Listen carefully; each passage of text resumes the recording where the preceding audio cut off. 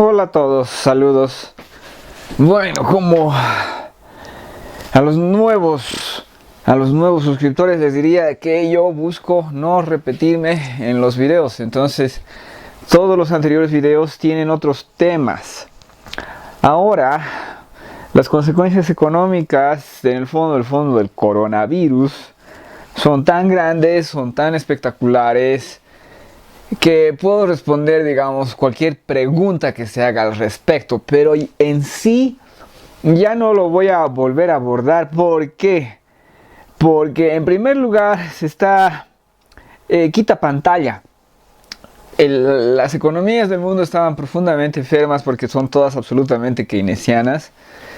Y por eso estaban muy mal. O sea, podemos hablar de las incoherencias hasta ad infinitum, ¿no? O sea, es historia tras historia tras historia. Por ejemplo, en este momento en Estados Unidos, si no me equivoco, hay 20 millones de desempleados.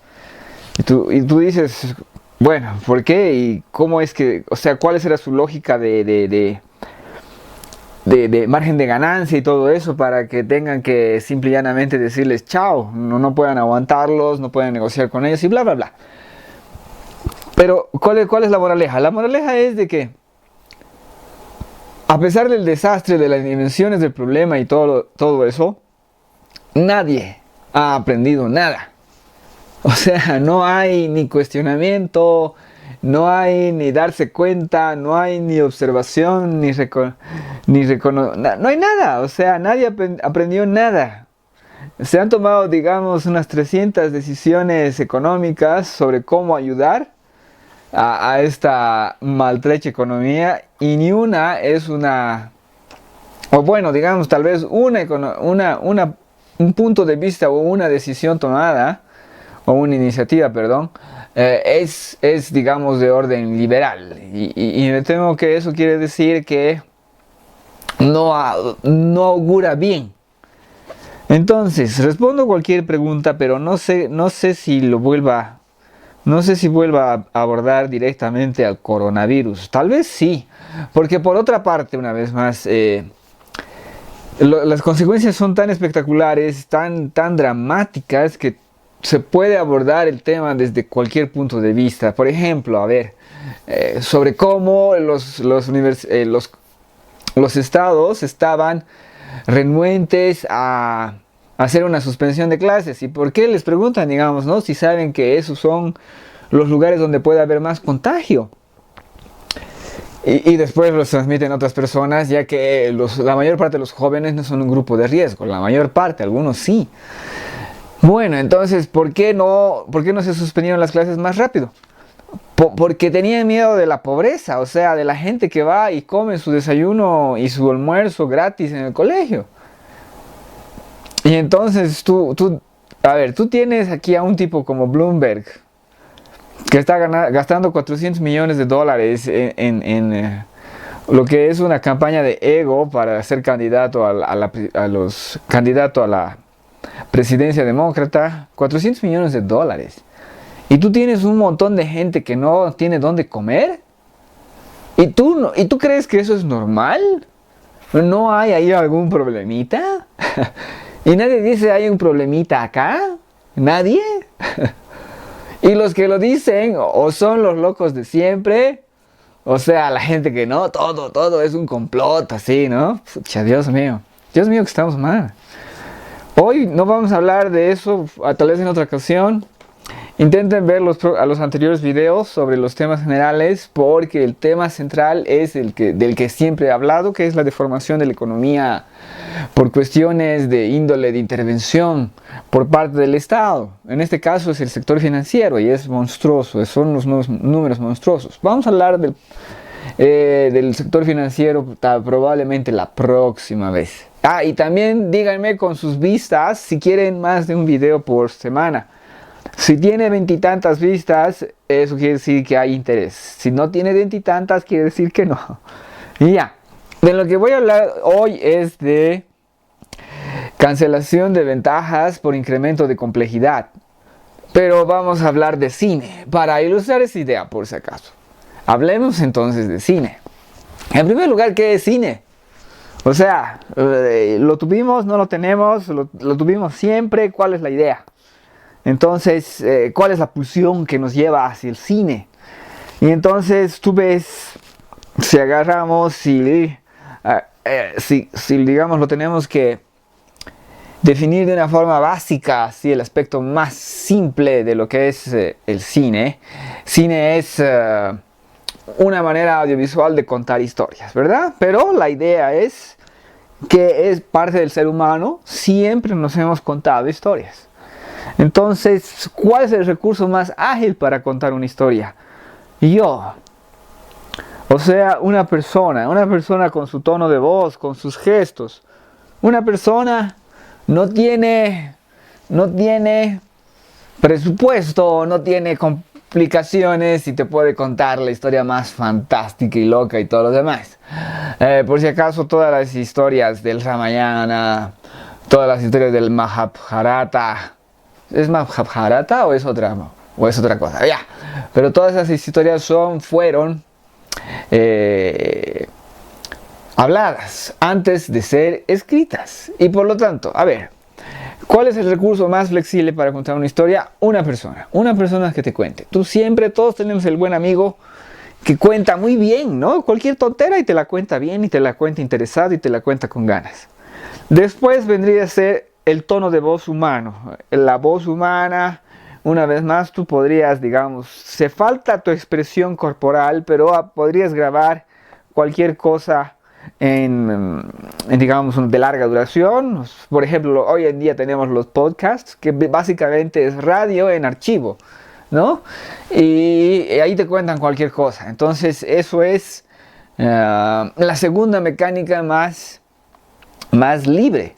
Y después tienes la tercera mecánica, que es la escritura. Y la escritura tiene la ventaja de durar, ¿no? No te puede contar todo. No te puede contar todos los detalles. Por si acaso, ninguna de ellas te puede contar todo. Y tal vez por sus características de dimensión y todo lo demás, podría ser la obra escrita la más flexible. Pero lo dudo, en el sentido de que hay que otorgarle tono de voz y hay que trabajar en eso, ¿no? No es solamente cuestión de que tú lo escuches, sino de que lo escuche el lector. Entonces, digamos el tercero. Después podría venir el cine. Pero todas estas formas de contar, cada una tiene su propia particularidad. Y obviamente tiene su propia particularidad el cine. Si la Ilíada se hubiese filmado en vez de escrito, podríamos haberle visto, digamos, más o menos la cara a los palacios, la cara a los involucrados. Y podrías haber visto sus vestimentas, sus palacios, podrías haber visto sus carros, ¿no? Y en el fondo del fondo habría complicado ciertas cosas. Les doy un ejemplo de cómo la visualización puede complicar. Tenemos unos gigantes en la mitología griega, no me acuerdo sus nombres, pero son los gigantes de los 100 brazos. Y tú intentas decir 100 brazos, ¿no? Y intentas dibujar o pensar y no se puede. ¿Y por qué los tenían ellos? Porque suena espectacular, suena, más de 2 brazos, 100 brazos, wow. Entonces ahí tú ves que es una referencia completamente retórica y no es una referencia para nada visual. Entonces seguro que la Ilíada tropezaría con los aspectos de su propia narrativa que no son visuales. Y por eso yo les digo que lean este libro. Lean este libro que se llama... este libro. Bueno, esta es obviamente una edición muy vieja del libro. Este es el libro llamado Dune. Duna. Léanlo porque el libro es buenísimo. Y se viene una película. Entonces, del tercer formato más flexible de narrativa, se lo está pasando al cuarto formato más flexible de la narrativa. Y habría que ver si es el cuarto de la película o es la historieta. Porque la historieta y la película son hijos más o menos del mismo tiempo. Finales del siglo XIX. Bueno, el punto es de que lean esto porque es muy bueno. Es muy muy bueno. Y va a ver que está lleno de aspectos y de complot y de ideas que no son traducibles fácilmente a lo que es el lenguaje audiovisual. Cada lenguaje, la persona, el habla, la escritura, la historieta o el cine o cine de historieta, tienen un lenguaje, te cuentan algo de una manera distinta, y es por eso que vale la pena y a ratos es grato ver las adaptaciones de uno a otro medio. Por ejemplo, de la obra escrita de Harry Potter lo han vuelto libro a audiotexto, ¿no?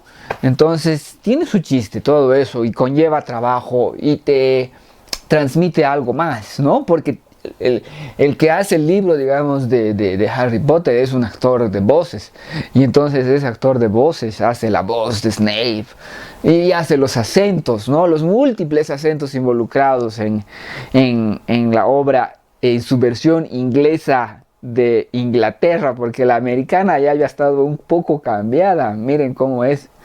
Ya. Por si acaso, pequeños detalles de vocabulario nada más.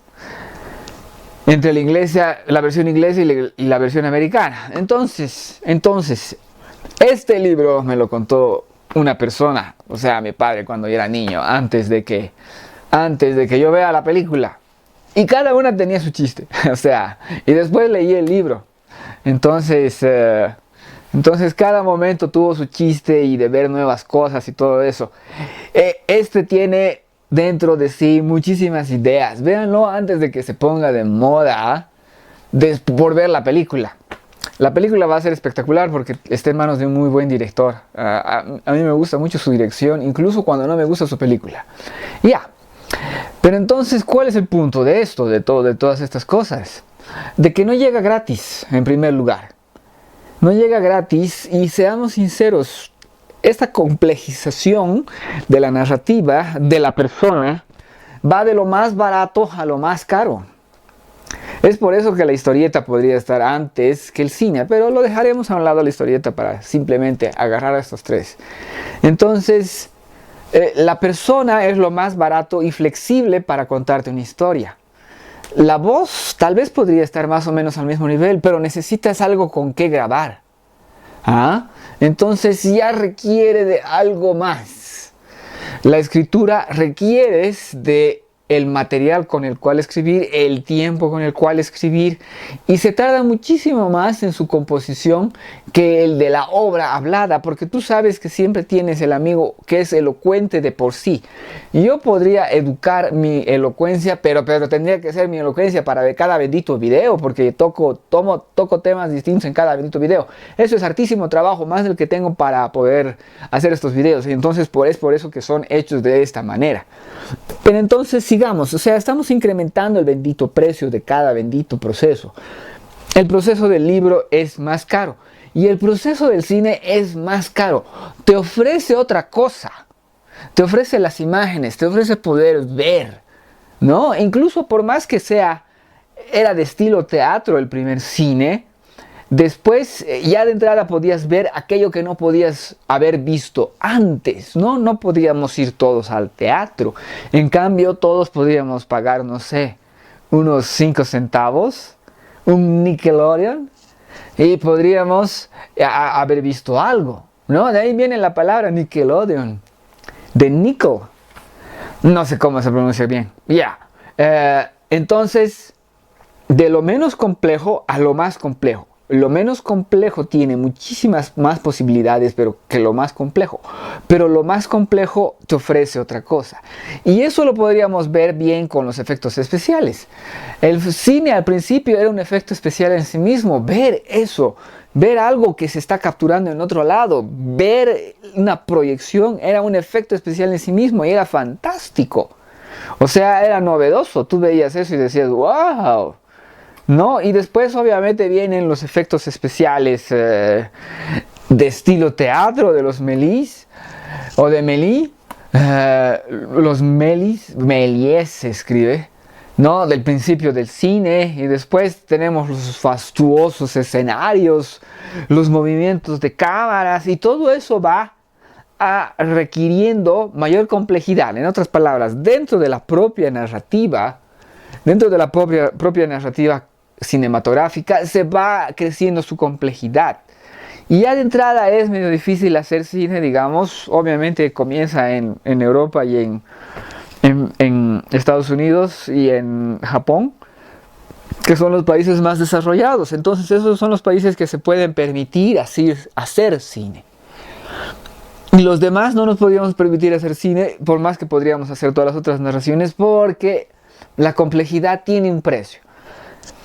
Y esa complejidad va aumentando y se van volviendo cosas más sofisticadas, cada vez mejores. Y por ejemplo, tú tienes King Kong.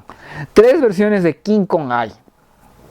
La King Kong de los años 20, o mejor dicho 30, que es la mejor, véanla. Vayan a ver esa película del monito ese de esos tiempos. Es muy buena. La versión de King Kong de los años 70, que es inferior y bastante inferior porque tuvieron un problema con un mecanismo que quisieron construir un animatrónico muy grande que no le salió bien. Entonces, como no le salió bien, después tuvieron que utilizar a un actor con mono, y como no lo filmaron a distintos tiempos y distintas velocidades, parece un actor con un traje de mono. En los años 70, a ver, ¿qué les parece? Ya. Bueno. Entonces no queda muy bien esa. Pero ¿cuál es el punto? El punto de que quisieron hacerlo más complicado, más complejo. No les salió. ¿Y cuál es la tercera versión de King Kong? Es la de Peter Jackson. Y Peter Jackson, ¿qué es lo que hace? Puro efectos de computadora. Y hay momentos que se ven muy, muy falsos porque exageró con la manipulación digital. Ya. Entonces, ¿por qué se da estas cosas? Porque la mayor complejidad te da mayores posibilidades narrativas, te está dando más. Pero la mayor complejidad viene con un precio. Hoy por hoy, ¿quiénes son los que se pueden permitir los grandes efectos especiales? Por más que hoy por hoy, digamos, audiovisualmente, cualquier persona puede agarrar una cámara, incluso yo. Y todo el mundo se ha vuelto youtuber en CNN y en, ¿cómo se llama? CNN y Fox News. Todos ahora son youtubers porque todos están transmitiendo desde sus casas, ¿no? Entonces solamente el pobrecito de los corresponsales que circulan por las calles están ahí con sus máscaras entrevistando a la gente. Ya, pero ¿cuál es el punto? Mayor complejidad, mayor precio. Y hoy por hoy tenemos el arte digital que produce cosas como Avengers Endgame. Esa película es tan cara, tan monstruosamente cara, es $300 millones. Es espectacular, es recontra espectacular. Hay momentos en los que tú dices, wow, o sea, te das cuenta.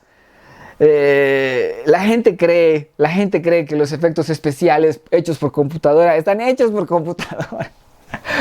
Pero eso es prácticamente propaganda falsa, es idiota.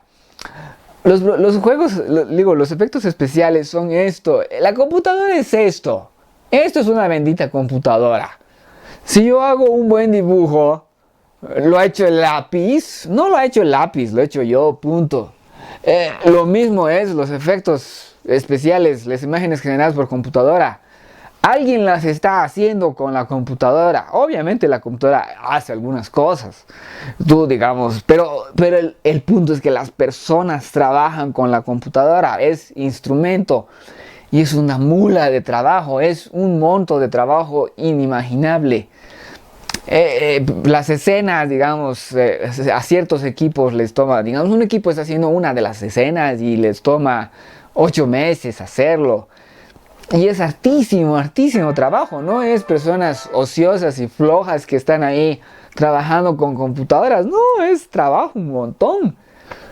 Y bueno, entonces se debería haber en esa película visto, o sea, en primer lugar, reconocer que no lo puedes hacer todo, por más que como es Marvel y es de Walt Disney, entonces tienes pues presupuesto hasta la coronilla. Pero por ejemplo, a ver, si Thanos va a ser una criatura digital, ya, pero entonces que no lo sea el Capitán América. Y hay unas peleas con el Capitán América en que todo es digital. Y tú dices, pero Dios mío, ¿cuánto trabajo es eso y cuánto dinero es? Porque eso no es gratis. 300 millones de dólares son dinero invertido, dinero gastado en muchísimo trabajo. Obviamente que a ese elenco de 70 y tantas estrellas les van a dar un buen porcentaje del presupuesto. Pero a los demás los estás haciendo trabajar como mula. ¿Y eso qué quiere decir? Que ahora nadie puede trabajar con efectos especiales digitales, porque hacer que se vean bien requiere demasiado trabajo y demasiado presupuesto. Entonces, ¿quiénes pueden llegar a ese nivel de complejidad, a ese nivel de inversión? Solamente Walt Disney. Solo Walt Disney tiene semejante cantidad de dinero. Los demás no podemos llegar a ese nivel. ¿Por qué? Porque no podemos llegar a ese nivel de complejidad, porque no podemos pagar ese costo. Entonces, eso es un ejemplo de cómo la complejidad, a pesar de que está ahí para otorgarte más posibilidades, no viene de forma gratuita. Entonces, las ventajas de esas mayores posibilidades se cancelan hasta cierto punto. Ese es lo que se llama cancelación de ventajas otorgadas por el incremento de la complejidad. Las cosas se pueden volver más y más y más y más y más complejas, como lo es nuestra sociedad. Pero no siempre es eso una ventaja. Porque si es más complejo y otorga más posibilidades, también lleva mayor precio. Espero haberte dejado siquiera esta idea introducida, porque desde hace tiempo que quiero presentarla y no he encontrado temas que sean muy abstractos, porque hablar de la sociedad humana en sí es más difícil, y demostrar que hay una cancelación en las ventajas obtenidas por el incremento de la complejidad. Bueno, eso es por hoy. Este libro, búsquenlo de cualquier forma, léanlo. Ya saben qué quiere decir de cualquier forma en nuestros hemisferios. Pero no, vayan a la librería, hablen con la librería, díganles que quieren comprar eso, o cómprenlo por Amazon. Sí, cómprenlo por Amazon. Ya que estamos en eso, seamos honestos, apoyemos. Y muchas gracias por su atención.